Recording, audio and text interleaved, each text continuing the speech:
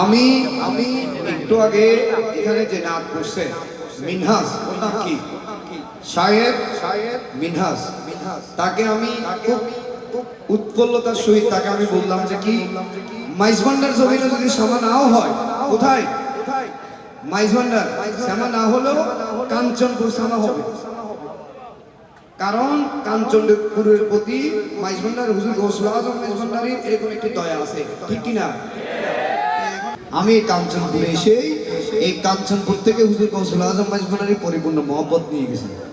আপনারা জানেন, আমি যখন কাঞ্চনপুরে এসে মাহফিলে বসতেছি তখন আমার মনে হয় চৌমনিতে 2-4টা দোকান ছিল, পাকা দোকান ছিল 2-1টা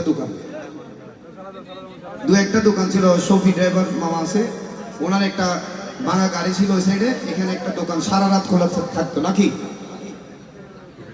চা খাইতাম, ফজরের নামাজের পর যেতাম, সারা রাত ওনাকে নিয়ে মাহফিল করতাম।